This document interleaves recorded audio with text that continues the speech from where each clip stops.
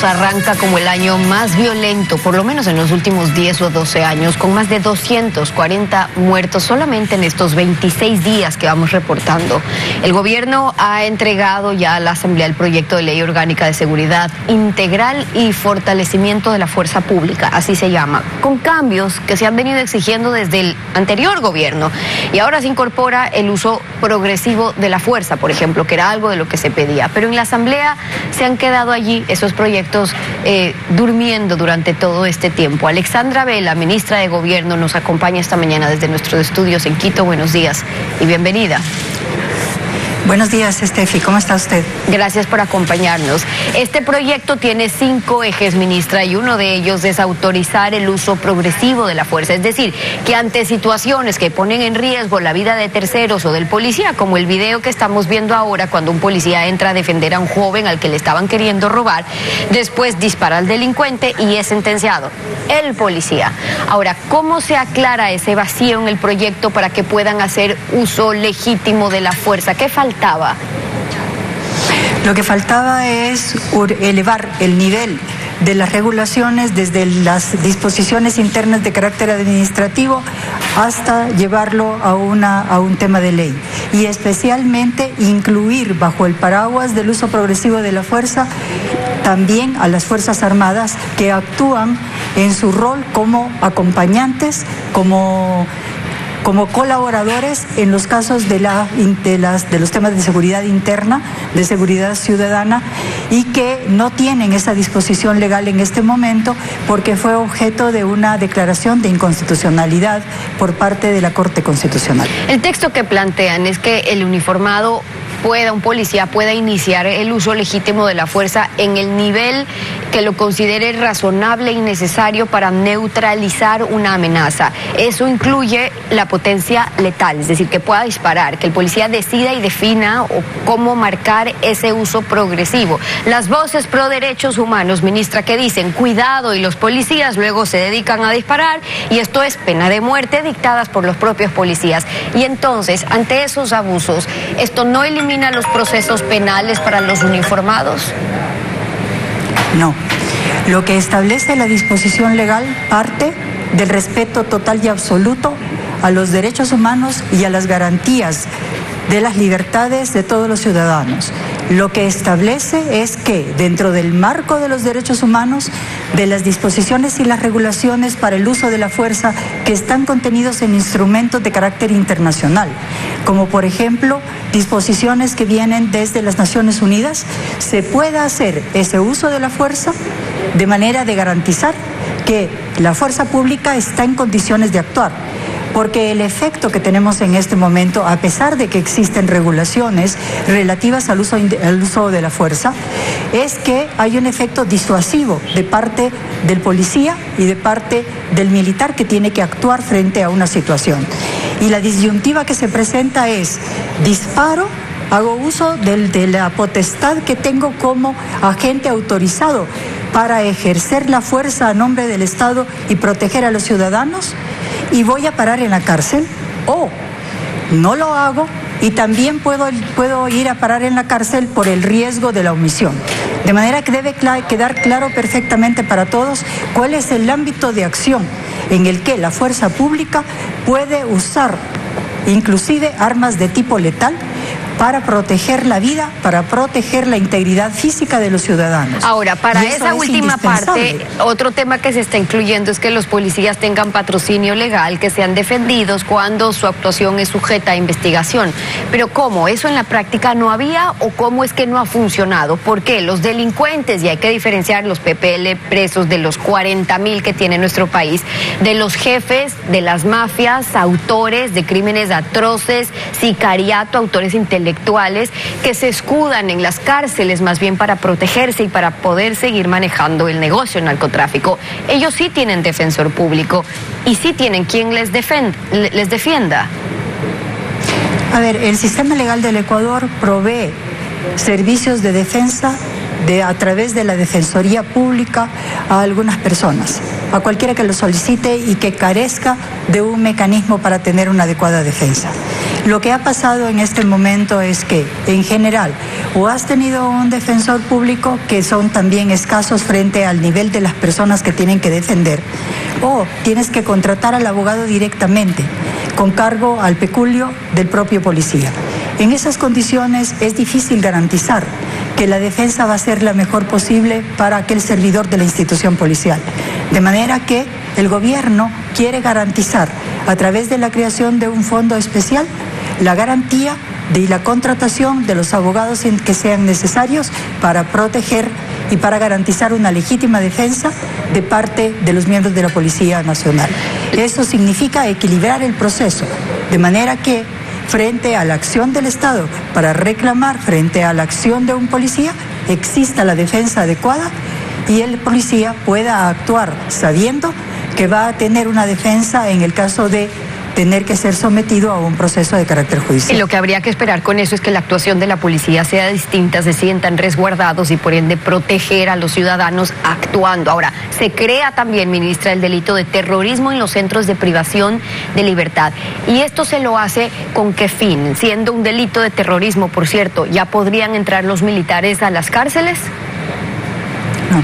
El delito de terrorismo existe tipificado en este momento en el Código Integral Penal. Lo que se está haciendo es plantear un subtipo de ese delito. Es decir, que se pueda extender el delito de terrorismo a las acciones que se realizan dentro de un centro penitenciario y que cuyo resultado es una masacre, como lo que ha vivido la ciudad de Guayaquil, en el centro penitenciario de Guayaquil en 2 ocasiones el año pasado y el centro de Cotopaxi en este año. Correcto. De manera que no se queden impunes esos actos que se han realizado dentro de un centro penitenciario. Ok, entonces para tipificar lo que está ocurriendo al interior, pero entonces reformulo la pregunta aún más, si es que estamos hablando de un delito de terrorismo que se comete al interior de las cárceles, si estamos hablando de un crimen, una amenaza de crimen transnacional, como usted mismo lo ha dicho, que hoy está el Ecuador bajo una amenaza de estas bandas también internacionales que están actuando, las pugnas que estamos viendo al interior de nuestro país y las consecuencias de eso, la posibilidad de que los militares puedan entrar a parar la violencia que se está desatando en las cárceles y el control que están teniendo desde los pabellones, ¿no hay? Sí, en este momento, si usted ve las disposiciones que existen, hay una duda de carácter técnico sobre si es que es posible, sin que exista la declaratoria de un estado de excepción, la posibilidad del ingreso de las Fuerzas Armadas en acompañamiento a los dispositivos de la Policía Nacional al ingresar a un centro carcelario cuando existe una posibilidad de amotinamiento o cuando este se está produciendo en ese momento. De hecho, usted recordará que en las últimas ocasiones en las que ha ingresado la Policía Nacional a los centros penitenciarios solo ha aportado gas lacrimógeno y balas de goma, cuando al otro lado teníamos personas armadas con tacos de dinamita, con granadas tipo limón y con armas de largo alcance. Entonces, es indispensable que se pueda ingresar a los centros, que se lo haga con armamento letal y que exista la posibilidad de establecer ese control al interior, de manera de equilibrar las fuerzas, ministra, entre el delincuente y el policía. Perfecto. Y eso, ministra, se lo está incluyendo en este proyecto, ¿en dónde? Y me refiero también a la posibilidad, porque si existe hoy todavía ese vacío o duda, pero además la posición de la Corte Constitucional, que en su momento ya les dijo, militares afuera, a ver lo que está pasando al interior, porque esas no son sus facultades. Y la historia nos la repite usted, y es que llegan ellos con lo que llegan y les reciben los delincuentes, los criminales, los jefes de las bandas totalmente armados. Ellos se quedan afuera. Entonces, si la Corte Constitucional les dice aquí no pueden entrar y además hay este vacío, ¿en qué parte de este proyecto lo resuelven? En las reformas que se están planteando a la Ley de Uso Progresivo de la Fuerza y en las reformas al Código Integral Penal, teniendo en cuenta una cosa, Estefi. No estamos planteando que en el caso del amotinamiento las Fuerzas Armadas entren directamente, porque eso no es correcto. la Policía Nacional ingresará a los lugares en el momento en que exista un proceso de amotinamiento. Pero en una guerra abierta, como lo que tenemos en este momento, en que todos los ecuatorianos tenemos que enfrentar la amenaza del narcotráfico que está presente aquí y los niveles de delincuencia organizada transnacional que tenemos en este momento, esto es una situación de carácter excepcional que requiere todas las herramientas indispensables para poder enfrentarla. Y el hecho de que planteemos a nivel de gobierno reformas que son de carácter indispensable y que son específicas en varios cuerpos legales porque las requerimos de suma urgencia, no significa que el gobierno nacional no haya planteado todas las políticas públicas de seguridad necesarias, no haya aprobado todos los planes estratégicos y no los esté llevando a cabo. Y tampoco significa que esta sea la única posibilidad de acción que tiene la fuerza policial, porque la policía está actuando de manera contundente y ha hecho estos operativos de manera permanente. Está claro bajo qué escenarios quieren que tengan las Fuerzas Armadas la posibilidad de actuar. Ahora, del otro lado, ¿qué avances han tenido, ministra, en el plan de diálogo o de pacificación como se propuso? Y pregunto, ¿con quién? ¿Qué incluye un plan de pacificación? ¿Se ha planteado incluso conversar con los jefes de las bandas criminales? Porque, como le decía, las muertes siguen a diario ordenadas desde ahí, como que no ha habido mucho cambio. Sí, hay que comprender una cosa, Estefi. Este proceso es eso, es un proceso. Se realizan acciones, se plantean políticas públicas, se fortalece la legislación, se actúa de acuerdo en coordinación con los diferentes niveles de organización dentro del Estado, incluyendo la relación con los GAT. Y se realizan todas esas acciones de común acuerdo, tanto en el ámbito de sanción como en el ámbito de la prevención. Pero los resultados de un proceso de esta naturaleza, con crimen organizado enraizado profundamente en el tejido nacional, los efectos no se van a ver en el corto plazo. Esto es una acción sostenida, es una voluntad política detrás de todas esas acciones hasta que todos en conjunto logremos ganar esta guerra. Ahora, en ese proceso... Los efectos, discúlpame una sola cosa. Los efectos serán a mediano y largo plazo. Sí, pero el efecto de violencia que tú tienes en este momento es porque la presión que ellos sienten en este instante es muchísimo más grande de lo que han tenido en los últimos 15 años. Lo ha dicho el presidente, y eso significaría, ministra, que si incluso la decisión del gobierno es más mano dura a propósito de lo que estamos viendo, podría esperarse incluso que se pueda desatar peor violencia o crimen, y para eso están preparados, para eso va a funcionar la cooperación que están trabajando ya con otros países. Sí, pero quiero especificar que la lucha contra la delincuencia organizada no es solamente presión, no es solamente acciones de carácter punitivo, son acciones en un plan conjunto de carácter global. Hay que enfrentar los problemas de la pobreza, los problemas del desequilibrio interno social, que son los que producen los efectos en gran parte de lo que estamos viendo. De acuerdo, ahora es apagar, que generan el caldo de cultivo. De acuerdo. De manera que el programa es integral.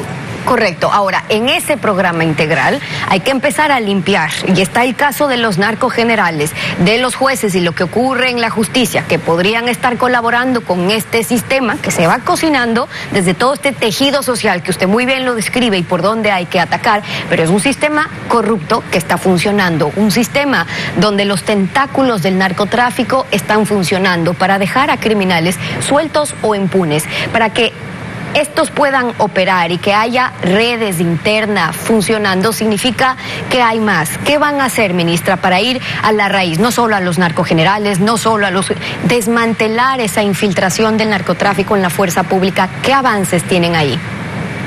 En primer lugar, Estefi, no hay que generalizar. En la fuerza policial no existen narcogenerales en conjunto. Se hacen las investigaciones, hay personas que han sido señaladas por la Embajada de los Estados Unidos. No son todos, pero hay. Todos están en proceso.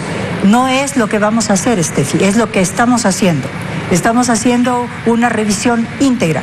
Todo el personal de la Policía Nacional, desde el primer general hasta el último policía de línea, están pasando por un proceso de investigación interna para revisar toda su hoja de vida y sus actuaciones.